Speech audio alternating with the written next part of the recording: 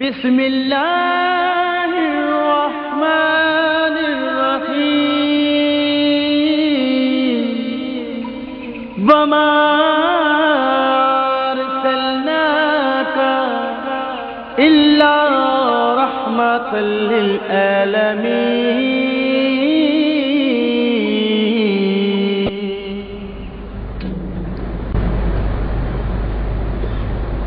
السلام علیکم ورحمۃ اللہ۔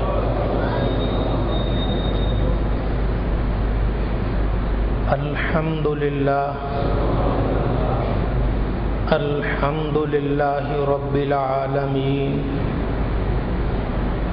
والصلاة والسلام علی امام الانبیاء والمرسلین وعلى آلہ واصحابہ اجمعین، اما بعد فاعوذ باللہ من الشیطان الرجیم، بسم اللہ الرحمن الرحیم۔ انما یعمر مساجد اللہ من آمن باللہ والیوم الآخر۔ صدق اللہ مولانا العظیم۔ محبت، عقیدت، الفت اور پیار سے درود پاک۔ صلاۃ والسلام علیک یا سیدی یا رسول اللہ، وعلی آلک واصحابک یا حبیب اللہ۔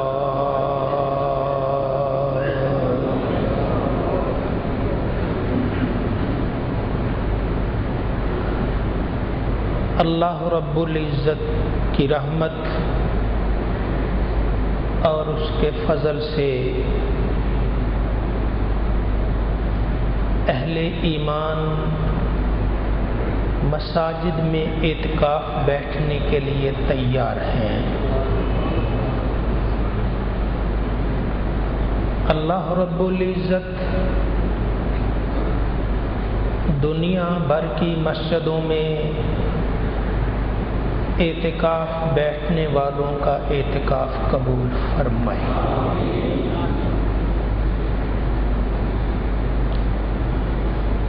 سیدنا ابو سعید خدری رضی اللہ تعالیٰ عنہ آپ نے بیان فرمایا، حضور سید العالمین محمد الرسول اللہ صلی اللہ علیہ وآلہ وسلم نے ارشاد فرمایا، اذا رأیتم الرجل یعتاد المساجد فاشہدوا لہ بالایمان۔ جب تم کسی آدمی کو دیکھو کہ وہ مسجدوں میں آنے جانے کا عادی ہے، مسجدوں میں آتا اور جاتا ہے، فاشہدوا لہ بالایمان، تم اس کے ایمان کی گواہی دے دو کہ وہ بندہ مومن ہے جو اللہ کے گھروں میں آتا ہے، اللہ کے گھروں کو آباد کرتا ہے، اللہ کے گھروں کا خیال رکھتا ہے۔ تو سال بھر میں مسجدیں آباد تو ہوتی ہیں، لیکن رمضان المبارک میں مسجدوں کی آبادی کا انداز نرالا ہوتا ہے۔ پھر آخری عشرہ میں اہل ایمان مسجدوں میں اعتکاف بیٹھ کر مسجدوں کو وہ آباد کرتے ہیں کہ دنیا کا کوئی مذہب اس کی مثال پیش نہیں کر سکتا۔ یہ صرف امتیاز ہے تو اللہ کے پیارے نبی صلی اللہ علیہ وسلم کے دین کو امتیاز ہے۔ اللہ رب العزت ہم سب کو مسجدوں کو آباد کرنے کی توفیق عطا فرمائے۔ نبی کریم صلی اللہ علیہ وآلہ وسلم نے ارشاد فرمایا، مسجد کی طرف جو نماز پڑھنے کے لیے سب سے پہلا آدمی آتا ہے، فجر کی نماز ہو گئی، ظہر، عصر، مغرب، عشاء، کوئی بھی نماز پڑھنے کے لیے جو سب سے پہلا آدمی مسجد کی طرف آتا ہے، اس کے ساتھ اللہ رب العزت ایک فرشتہ بھیجتا ہے، جو فرشتہ ایک جھنڈا لہراتا ہوا اس آدمی کے ساتھ آتا ہے۔ لہراتے ہوئے جھنڈے کی میت میں وہ آ رہا ہے۔ دنیا والوں کی تو شاید نظریں وہ جھنڈا دیکھنے والی نہیں ہیں، عالم بالا اوپر والا جہاں، اس کے رہنے والے تو اس جھنڈے کو اپنی نظروں سے دیکھتے ہیں کہ یہ وہ خوش قسمت آدمی جا رہا ہے جس سے اللہ راضی ہو گیا ہے، اور اللہ نے فرشتوں کو بھیجا ہے کہ جو جھنڈا دے کر اس کے سر پر لہرا کر یہ اعلان کر رہا ہے کہ اس دنیا میں ایسے لوگ ابھی موجود ہیں جو صرف اللہ ہی سے پیار نہیں کرتے بلکہ اللہ رب العزت بھی ان سے پیار فرماتا ہے۔ تو یہ رب تعالیٰ کے ایک پیار کی، رب تعالیٰ کی محبت کی نشانی ہو جاتی ہے کہ جیسے ہی بندہ چلتا ہے جھنڈا وہ ساتھ آتا ہے، فرشتہ لے کے آتا ہے۔ یہ تو ہر نماز کے ساتھ ہو گیا۔ اب اس آدمی کا سوچئے ذرا جو 10 دن کے لیے رب کے گھر میں ہی آ گیا، اپنا بوریا بستر اٹھایا، مسجد میں آ گیا، رب کے گھر میں آ گیا، اس کے سر پہ اللہ رب العزت کتنے جھنڈے لہراتا ہوگا اور اس سے رب تعالیٰ کتنا راضی ہوتا ہوگا۔ تو اللہ رب العزت اس شاعر اسلام جو اسلام کی نشانی ہے، ہمیں اس کو زندہ کرنے کی توفیق عطا کرے۔ یہ مسجد میں آ کر اللہ کے گھر کو آباد کرنے والا رب تعالیٰ کو خوش کر لیتا ہے، تو یہ بات یقین سے رہے، دل میں رہے کہ انسان بازار میں سودا سلف خریدتا بھی ہے، بیچتا بھی ہے، اپنے بچوں کے لیے روزی کا وہ اہتمام کرتا ہے، پورا سال تو اللہ روزی دے، لیکن یہ انسان سوچے کہ 10 دن سب سے الگ تھلگ ہو کر میری روزی ختم ہو جائے گی، یہ اس کا رب تعالیٰ کی ذات پر ایمان نہیں۔ یہ کیسے ہو سکتا ہے کہ جو بندہ بازاروں میں دھکے کھاتا رہے رب اسے تو روزی دے، اور جو اس کے ہی گھر میں آ کے بستر جما لے رب اسے روزی نہ دے؟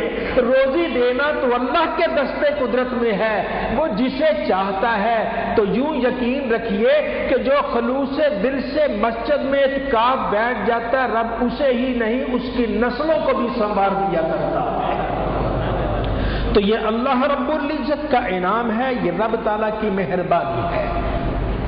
ایک اور حدیث پاک سنیے، نبی کریم صلی اللہ علیہ وآلہ وسلم نے ارشاد فرمایا، من تودع ثم اتى المسجد، جس نے وضو کیا پھر مسجد آ گیا،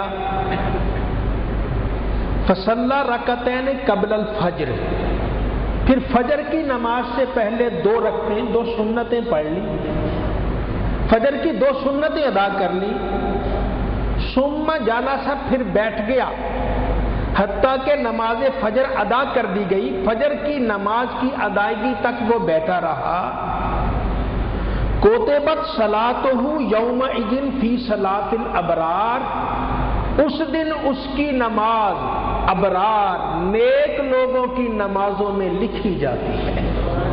اللہ تعالیٰ کہیں غافل لوگوں کی نمازیں نوٹ کرتا ہے اور کہیں نیک لوگوں کی نمازیں لکھواتا ہے۔ تو جو بندہ فجر کی نماز کو مسجد میں آیا، 2 رکعتیں سنتیں پڑھی، پھر بیٹھ گیا، ابھی نماز پڑھی ہے نماز پڑھنے تک بیٹھا رہا تو اللہ رب العزت اس کی نماز کو نیک لوگوں کی نماز میں لکھ دیتا ہے. وَكُتِبَ فِي وَفْدِ الرَّحْمَٰن، اور اس آدمی کا نام رحمان کے وفد میں لکھ دیا جاتا ہے کہ جو قیامت کے دن اللہ رب العزت کی زیارت کریں گے، رب تعالیٰ کی بارگاہ میں وفد بن کر جائیں گے اور اس کے جمال سے اپنی آنکھوں کو وہ ٹھنڈا کریں گے. ان آدمیوں میں اس کا نام لکھ دیا جاتا ہے. ذرا تھوڑا سا سوچئے ٹھنڈے دل سے. ایک آدمی فجر کو آیا، وضو کیا، 2 سنتیں مسجد میں آ کے پڑھ لی، پھر فرض پڑھ لیے. اب اللہ نے اس کا ابرار نیک لوگوں کی نمازوں میں اس کی نماز لکھ لی اور پھر اسے رحمان کے وفد میں لکھ لیا. آج جی فلاں وزیر سے ملنے کے لیے وفد جا رہا ہے، اس میں 10 آدمی ہیں. آج دوسرے ملک میں ایک وفد جا رہا ہے، اس میں 15 آدمی ہیں. اس آدمی کی قسمت کا اندازہ لگائیے کہ جب قیامت کے دن اعلان ہوگا یہ وہ وفد ہے جو اللہ کی زیارت کے لیے جا رہا ہے، تو 10 دن اللہ کے گھر میں بیٹھ گیا اور وہیں بیٹھے بیٹھے اللہ اللہ کرتا ہے، رب کو یاد کرتا ہے، میں رب تعالیٰ کا نام لیتا ہے. بتائیے پھر اس کا نام رحمان کے وفد میں کیوں نہ لکھا جائے گا؟ اس کا نام رحمان کے وفد میں لکھا جائے گا، انشاءاللہ لکھا جائے گا. اور کسی کے سخی کے دروازے پہ، کسی سخی کی کوٹھی پہ بیٹھ جاؤ، 5-10 منٹ بیٹھے رہو، وہ ملازم اطلاع دے گا جی باہر کوئی بیٹھا ہے، کہتا ہے پیسے دو تو جاتا ہوں، جاؤ جاؤ کچھ نہیں دوں گا. وہ 5-10 منٹ اور بیٹھتا ہے جی، وہ کہتا ہے جی وہ دھکے دو اسے، وہ دھکوں سے بھی نہیں جاتا. وہ جی پورا گھنٹہ ہو گیا بیٹھا، کہتا ہے یار 2 سے 2 چھلڑ دو، وہ جائے. ایمان والے، یہ تو عام سخی کی بات ہے. اس کے دروازے پہ آ کر جو بیٹھ جاتا ہے وہ سخی اسے محروم نہیں رکھتا. جو سخیوں کا سخی اور داتاؤں کا داتا اللہ رب العالمین ہے، جو اس کے دروازے پہ گھنٹے کے لیے 2 گھنٹے کے لیے نہیں آیا بلکہ پورے 10 دن کے لیے آ گیا ہے، رب تعالیٰ اسے کیوں نہ نوازے گا؟ ارے وہ تو جھولی بعد میں پھیلائے گا، کریم اللہ اس کی جھولی کو پہلے بھرتا چلا جائے گا.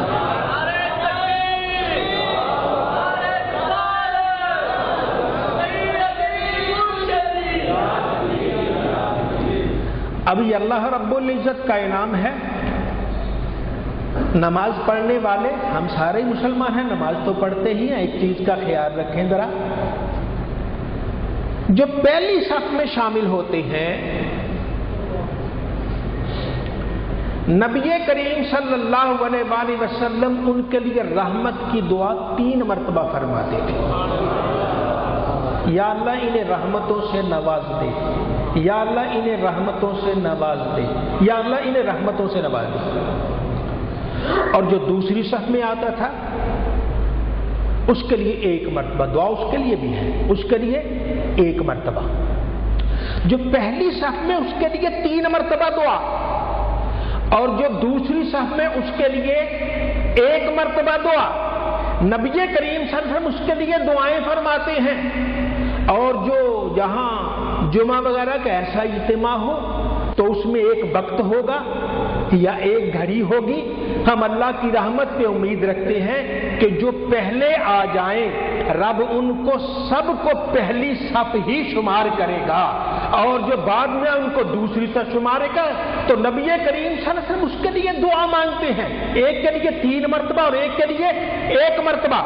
اور دوسری حدیث پاک میں ان رسول اللہ صلی اللہ علیہ وآلہ وسلم کان یستغفر للصف المقدم ثلاثا وللثانی مرۃ، کہ نبی کریم صلی اللہ علیہ وسلم جو پہلی صف ہوتی اس کے لیے 3 مرتبہ استغفار کرتے، عرض کرتے یا اللہ یہ پہلی صف والوں کے گناہ معاف کر دے، یا اللہ پہلی صف والوں کے گناہ معاف کر دے، یا اللہ پہلی صف والوں کے گناہ معاف کر دے.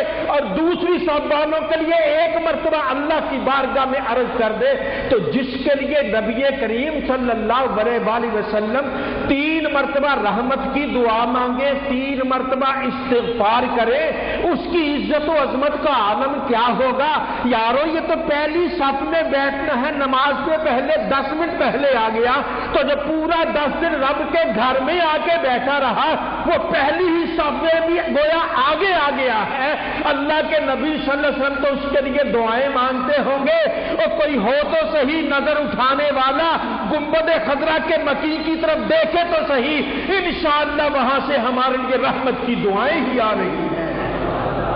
تو یہ نبی کریم صلی اللہ علیہ وسلم کا انعام اور آپ کی مہربانی ہے کہ ایمان والے جب نبی کریم صلی اللہ علیہ وسلم کی اللہ کی بارگاہ میں حاضری کے لیے آتے ہیں تو جو پہلی صف میں ہیں سرکار دو عالم صلی اللہ علیہ وسلم اس کے لیے 3 مرتبہ رحمت کی دعا مانگتے، 3 مرتبہ استغفار کرتے ہیں۔ تو کیا نبی کریم صلی اللہ علیہ وسلم کے استغفار کے لیے اگر ساری زندگی ہی قربان کر دی جائے،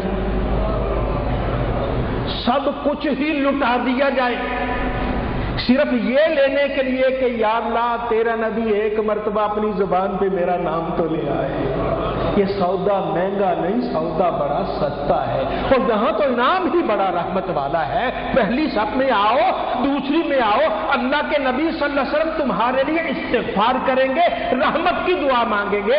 آئیے رحمت کی دعا لیتے ہیں۔ تو جو اعتکاف بیٹھ گیا کہ اس کے لیے رحمت کی دعائیں ڈھیروں دعائیں ہیں، برکت کی دعائیں ہیں، اس کے لیے ہیں، اس کی اولاد کے لیے ہیں۔ تو اہل ایمان یہ اللہ رب العزت کے گھروں کو آباد کریں گے، ان میں اعتکاف بیٹھیں گے، اور جب اعتکاف بیٹھیں گے تو نبی کریم صلی اللہ علیہ وسلم کی دعاؤں سے بھی سرفراز ہو جائیں گے۔ ایک آدمی نے پوچھا کسی اللہ والے سے، حضرت سب سے بڑا انعام کیا ہے؟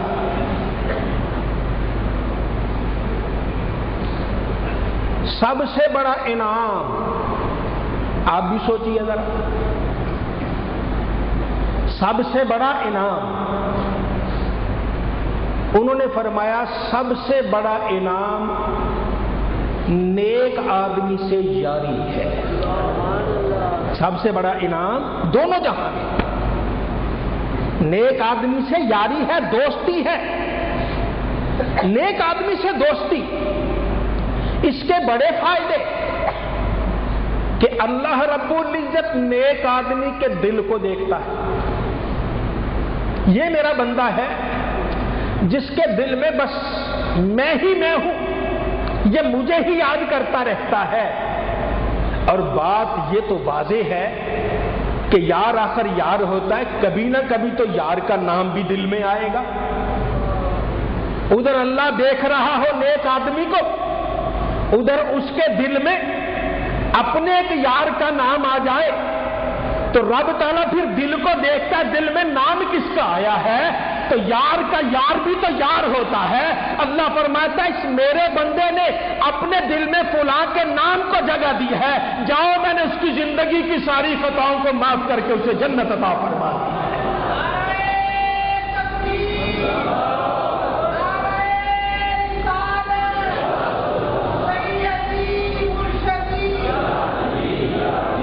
برے کی صحبت برائی کی طرف لے جاتی ہے، نیک کی صحبت نیکی کی طرف لے جاتی ہے۔ حضرت عمر بن خطاب امیر المومنین رضی اللہ تعالیٰ عنہ آپ اپنے ساتھیوں سے کہا کرتے تھے ہلم نزداد ایمان، آؤ بیٹھ کے تھوڑا ہم اپنے ایمان کو تو تازہ کر لیں۔ بیٹھ اللہ کا ذکر کرتے ہیں، اللہ کے نبی کا ذکر کرتے ہیں، کسی چیز کا ذکر کرتے ہیں، اس سے کیا ہوتا ہے؟ ایمان تازہ ہو جاتا ہے۔ نبی کریم صلی اللہ علیہ وسلم نے ارشاد فرمایا جیسے پڑا پڑا کپڑا میلا ہو جاتا ہے، بوسیدہ ہو جاتا ہے، اسی طرح ایمان بھی دل میں کمزور ہو جاتا ہے، ایمان بھی وہ توانائی وہ طاقت نہیں رہتی۔ اس ایمان کو وقت کے وقفے سے دھویا کرو، اس ایمان کو وقفے وقفے سے دھویا کرو۔ یا رسول اللہ کیسے دھوئیں؟ فرمایا جددو ایمانکم بقول لا الہ الا اللہ، اور زبان پہ لا الہ الا اللہ تم لاؤ، رب تعالیٰ تمہارے ایمان کو دلوں میں تر و تازہ فرما دے گا۔ تو لا الہ الا اللہ آنے سے دل میں ایمان تر و تازہ ہو جاتا ہے۔ تو آپ کسی نیک کے پاس بیٹھیں گے، وہ آپ کو گالی کا تو کہے گا نہیں کہ فلاں کو گالی دو۔ اگر وہ کہے کہ فلاں کو گالی دو پھر وہ نیک نہیں ہے. بھائی جس کے پاس بیٹھے وہ یہی کہے گا بھی اللہ کا نام لو، اللہ کا ذکر کرو، اور سب سے افضل ذکر کیا ہے؟ لا الہ الا اللہ محمد الرسول اللہ، سبحان اللہ، الحمدللہ، لا الہ الا اللہ، اللہ اکبر. یہ وہ چیزیں ہیں جو ایمان والے کے دل سے اس کی ساری وہ خرابیاں ختم کر دیتی ہیں، ایمان والے کے دل میں ایمان کو تر و تازہ کر دیتی ہیں. یہ تازگی کہاں سے ملتی ہے؟ یہ تازگی ملتی ہے تو کسی اہل ایمان سے ملتی ہے، یہ تازگی ملتی ہے تو ایمان والے سے ملتی ہے. بلب تو صحیح ہوتا ہے، ٹیوب تو صحیح ہے، لیکن جب تک آپ اس کا کنیکشن نہیں کریں گے اس میں روشنی نہیں آئے گی، نور نہیں آئے گا. اسی طرح جب تک کسی اللہ والے کے دل کے ساتھ کنیکشن نہیں ہوگا نور نہیں آئے گا. نور آتا ہی تب ہے جب اللہ والے کے دل سے کنیکشن ہوتا ہے. اور اس کو نور کہاں سے ملتا ہے؟ اس کو نور مدینے کے تاجدار سے ملا کرتا ہے جو مدینے کے بارگاہ میں حاضری دیا کرتا ہے. رب تعالیٰ اس کے دل کو وہ نور دیتا ہے کہ جو بھی اس کے پاس آتا جاتا رب تعالیٰ ان کے دل کو نور والا کر دیا کرتا ہے. تو یہ اللہ رب العزت کا انعام ہے. تو یہ اعتکاف بیٹھنے سے کیا ہوگا؟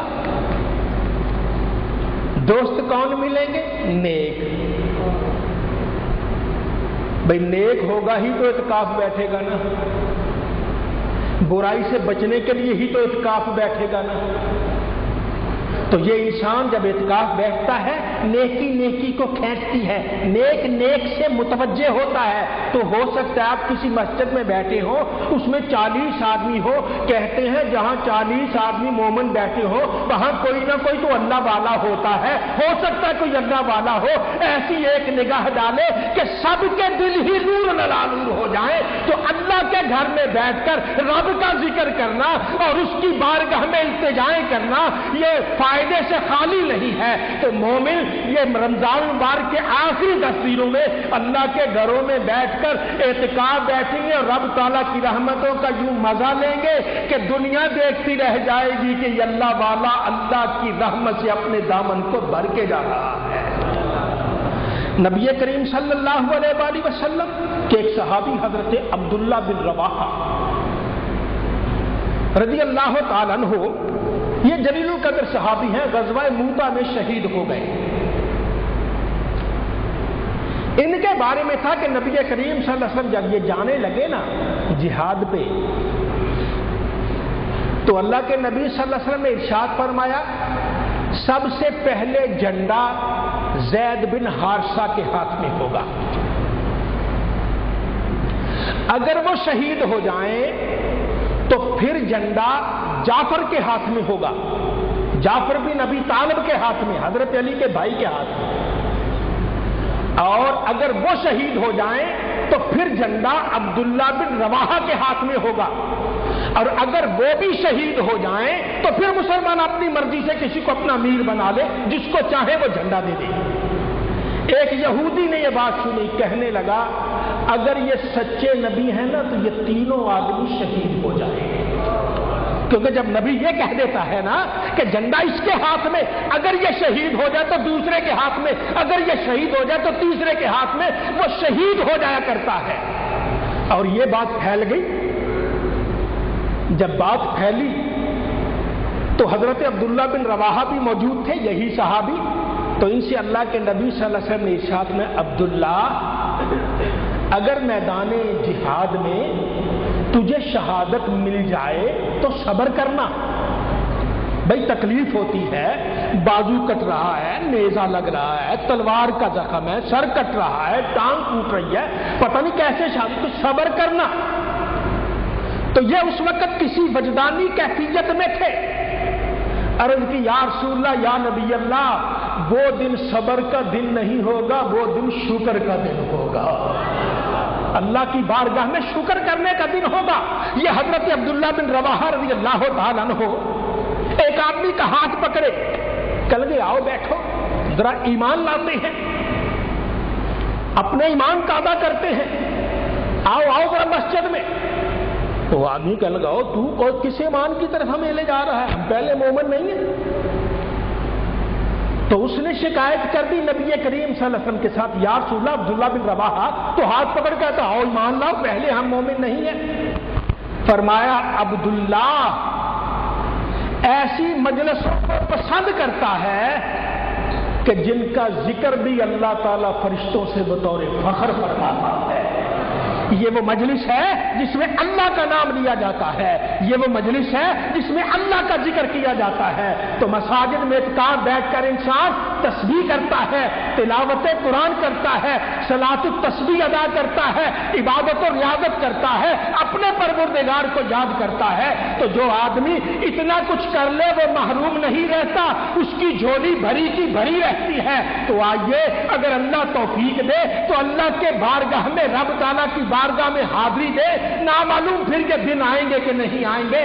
مسجد میں اعتکاف بیٹھ جائیں، خود نہیں بیٹھتے کسی عزیز کو بٹھا دیں، ابا عمر رسیدہ ہے تو انہیں بٹھا دیں، خود جوان ہے، ہمت ہے آپ میں اور کاروبار بھی چل سکتا ہے، ویسے گھبرانا تو نہیں چاہیے لیکن پھر بھی اگر گھبراتے نہیں ہیں آپ، کاروبار چل رہا تو بیٹھے، نہیں بیٹھتے کسی دوست کو بٹھا دے اور کسی سے کو کہے، کسی کے ساتھ ہمت کر دے، ہو سکتا ہے اس کو جتنے بھی بٹھانے والے ہو جب اللہ کی نظر کرم اس پہ آئے تو رب تعالیٰ اس کا ہی بیڑا پار نہ کرے، سب کا بیڑا پار فرما دے۔ تو یہ اللہ رب العزت کا انعام ہوا کرتا ہے۔ تو اعتکاف بیٹھنے والے اللہ کی محبت جیت جاتے ہیں۔ اور نبی کریم صلی اللہ علیہ وآلہ وسلم نے ایک ارشاد فرمایا، حضرت عبداللہ ابن عباس رضی اللہ تعالیٰ عنہما آپ بیان فرماتے ہیں، حضور رسول اللہ صلی اللہ علیہ وسلم نے ارشاد فرمایا، اولیاء اللہ کے ولی کون ہیں؟ اللہ کے ولی کون ہیں؟ فرمایا جب ان کے چہرے پہ نظر پڑے فوراً رب یاد آ جائے، چہرے پہ نظر پڑے تو فوراً اللہ یاد آ جائے۔ حضرت محمد بن سیرین رحمت اللہ تعالی علیہ آپ جب بھی کسی مجلس میں جاتے جو بھی آپ کے چہرے کو دیکھتا فوراً وہ زبان سے کہہ دیتا سبحان اللہ، کیونکہ اللہ رب العزت نے یہ علامت بنا دی تھی کہ جو اللہ والے کے چہرے کو دیکھتا ہے رب تعالیٰ اس کی زبان پہ ذکر الہی جاری کر دیتا ہے۔ ایمان والے نامعلوم کون سا اللہ والا مسجد میں بیٹھا ہو کہ اس کے بیٹھنے سے تیرا ایک وقت کے لیے کیا ہمیشہ کے لیے یہ دل جاری ہو جائے، یہ تو رب کا کرم ہے، رب کے فیصلے ہیں۔ تو اللہ تعالیٰ سے دعا کرنی چاہیے خالق و مالک ہم سب کو اپنی خصوصی رحمتوں سے اپنی خصوصی عنایتوں سے مالا مال فرمائے۔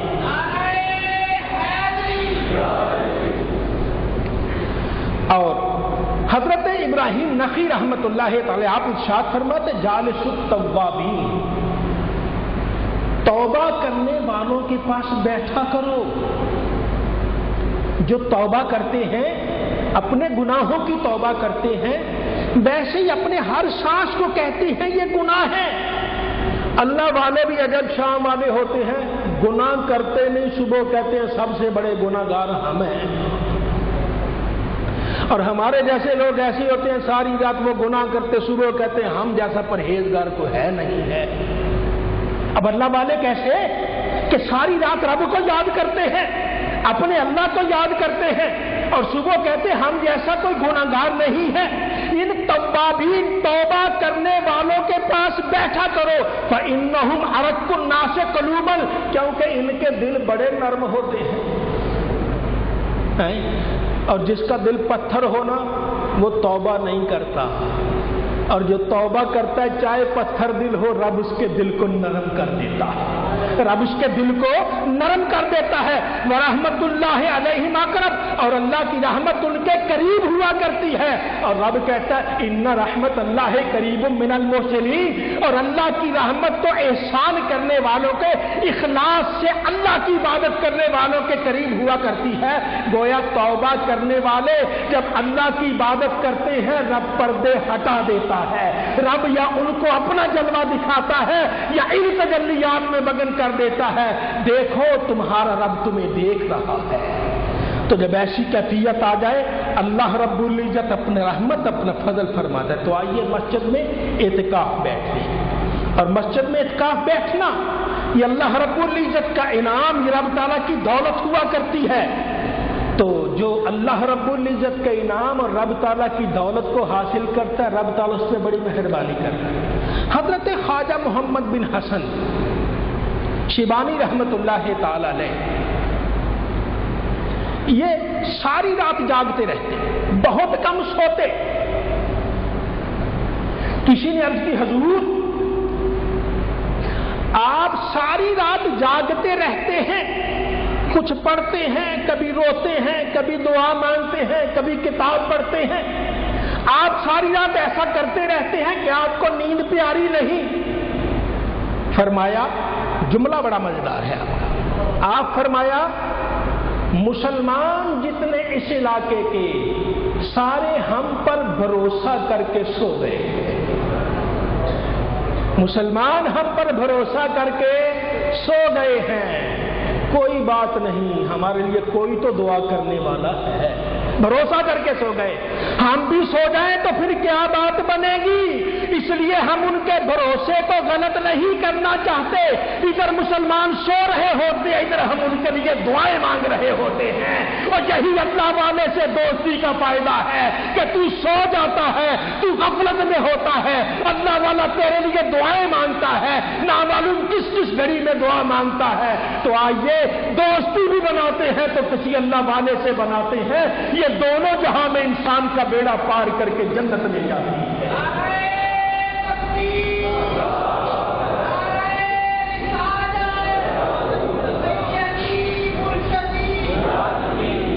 تو یہ اللہ رب العزت کا انعام، یہ رب تعالیٰ کا لطف و کرم ہے۔ حضرت احمد بن حرب رحمت اللہ تعالی علیہ آپ فرماتے ہیں بندے کے دل کو سب سے زیادہ فائدہ کس چیز سے ہوتا ہے؟ نیک لوگوں کی صحبت سے۔ نیک آدمی کی صحبت اختیار کریں، اللہ بڑا فائدہ دیتا ہے، پتہ بھی نہیں چلتا، انسان کا آہستہ آہستہ دل رب کی طرف مڑ جاتا ہے۔ نبی کریم صلی اللہ علیہ وسلم فرماتے ہیں کہ دل جو ہے اللہ کی دو انگلیوں کے درمیان ہے، رحمان کی دو انگلیوں کے، جیسے چاہے پھیر دے، جو چیز انگلی کے درمیان اس کو ایسے کریں ایسے کریں ایسے کریں، جو رحمان کی انگلیاں اس کے درمیان دل ہے، جو چاہے کرے، کبھی ایسے کبھی ایسے۔ آپ نے کبھی سوچا نہیں دل کتنی جلدی بدلتا ہے، کبھی عبادت کا ذوق کرتا ہے، کبھی کسی اور طرف خیال جاتا ہے، کبھی روتا ہے، کبھی اور کوئی کام کرتا ہے، رو رہا ہوتا ہے، 5 منٹ کے بعد وہ ایسی باتیں زبان سے نکالتا ہے کہ انسان کانوں کو ہاتھ لگاتا ہے، یہ کیا ہو رہا ہے؟ تو یہ دل ہے، کبھی ایسے کبھی ایسے کبھی ایسے کبھی ایسے، یہ رحمان کی انگلیوں کے درمیان ہے۔ تو سب سے بڑا فائدہ کس کا ہوگا کہ انسان نیک کی صحبت اختیار کرے، ان کے ساتھ راہ و رسم رکھے۔ وہ کیا ہوگا؟ جہاں اپنے لیے دعا مانگیں گے وہاں تیرے لیے دعا مانگیں گے۔ اللہ کے نبی صلی اللہ علیہ وسلم دعا مانگتے تھے کیا؟ یا مصرف القلوب صرف قلوبنا علی طاعتک، اے دلوں کو پھیرنے والے میں محمد کے دل کو اپنی اطاعت کی طرف پھیر دینا۔ اے دلوں کو پھیرنے والے میرے دل کو اطاعت کی طرف پھیر دینا۔ پھر کہا صرف قلوبنا، میرا ہی دل نہیں میرے سارے امتیوں کا دل بھی ادھر پھیرتے۔ وہ ایک نبی سارے امتیوں کو یاد کرتا ہے، بتا اپنی قسمت پہ ناز کر، رب تعالیٰ نے تجھے کتنا بنایا ہے۔ آج ہی میں یہ جمعۃ المبارک کے سلسلہ کو دیکھنے کے لیے ایک کتاب دیکھ رہا تھا، اس میں ایک بڑی سادہ سی بات لکھی ہے، کہنے لگے تو مومن ہے، تو نے کبھی سوچا نہیں کہ تیری کتنی شان ہے؟ تیرے گلے میں نبی کریم صلی اللہ علیہ وسلم کی غلامی کا پٹا ہے، تو نے سوچا ہی نہیں۔ حضرت ابراہیم علیہ السلام نے دعا مانگی، کیا دعا مانگی تھی؟ ربنا اغفر لی ولوالدی وللمؤمنین، یا اللہ میری مغفرت کر دے، میرے والدین کی مغفرت کر دے اور سارے مومنوں کی مغفرت کر دے۔ اور ابراہیم خلیل اللہ ہزاروں سال پہلے تیری بخشش کی دعائیں مانگتے رہے، محمد الرسول اللہ صلی اللہ علیہ وسلم 1400 سال سال پہلے تیری بخشش کی دعائیں مانگتے رہے، اور تیرے لیے تو نبی دعائیں مانگتے ہیں، آجا بس اتنی دعا مانگ لے کہ نبیوں سے رشتہ ٹوٹ نہ جائے، تیرا نبیوں سے رشتہ قائم ہے تو انشاءاللہ ان کی دعائیں تیرے سامنے حال ہو جائیں گی۔ اللہ رب العزت ہم سب کو مساجد آباد کرنے کی سعادت عطا فرمائے۔